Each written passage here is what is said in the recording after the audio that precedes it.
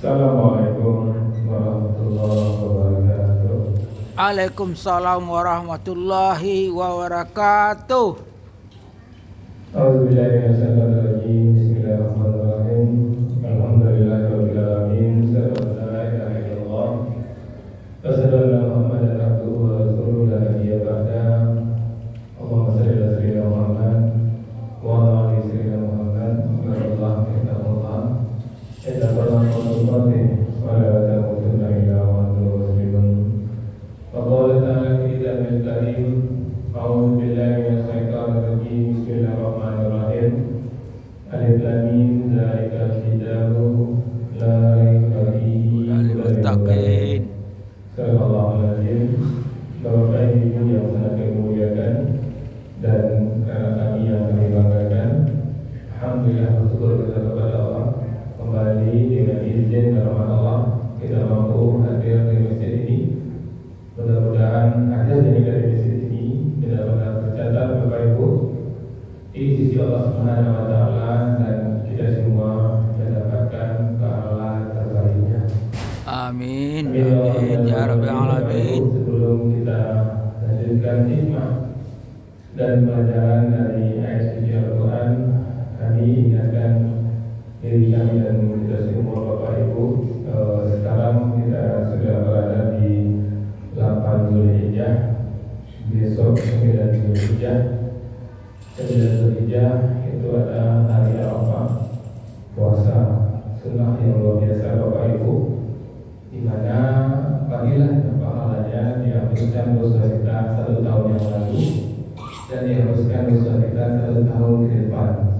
Ini hadis sahih Bapak Ibu. Jangan sampai kita lewatkan ini Bapak Ibu.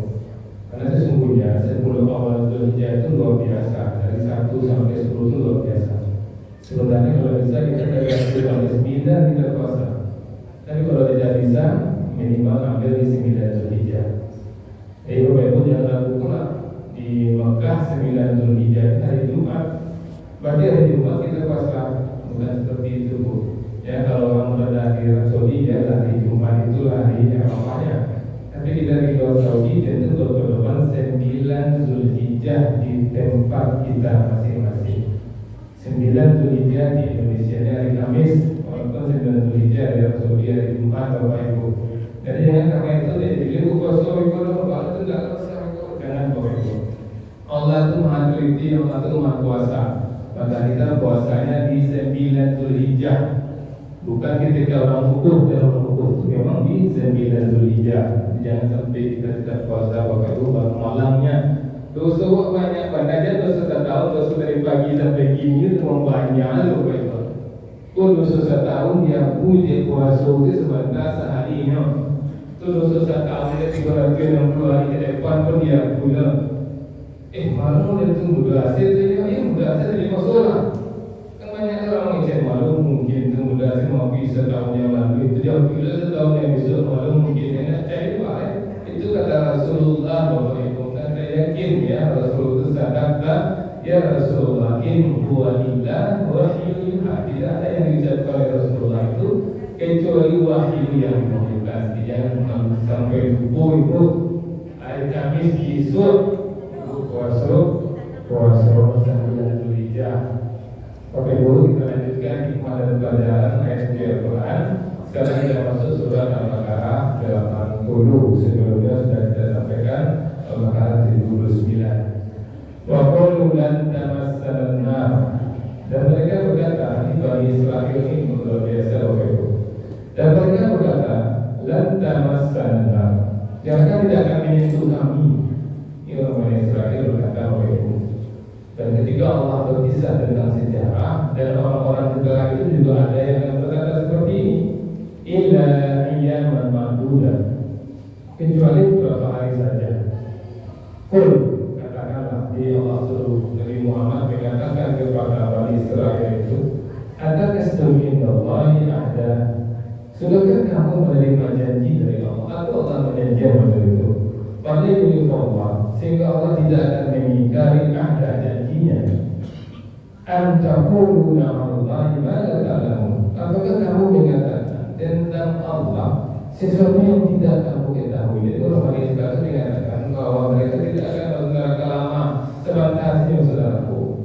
Jadi ulama Islam akhirnya saudaraku baru sadar yang perbuatan itu memang membuat dia ke neraka.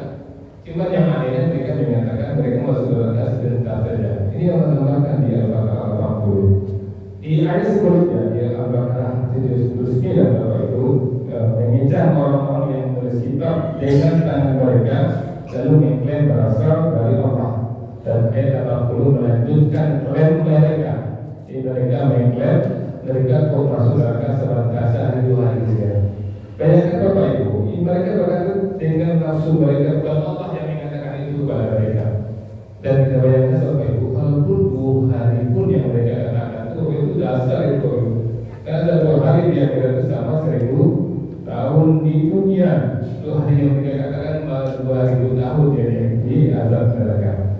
Hikmah apa yang bisa kita ambil Bapak Ibu? Karena itulah kajian kita setiap Selasa dan Rabu ibadah pelajaran. Yang pertama, optimisnya palsu bisa membinasakan. Ini bahaya Bapak Ibu, mereka merasa 2 hari saja mereka masuk neraka. Dan ini banyak Bapak Ibu, orang yang merasa aman dari siksa Allah. Banyak sekali Bapak Ibu. Kenapa mereka tidak sholat Bapak Ibu? Karena mereka yang aman dari siksa Allah. Kenapa mau mereka korupsi, mereka curang? Karena mereka merasa aman dari siksa Allah.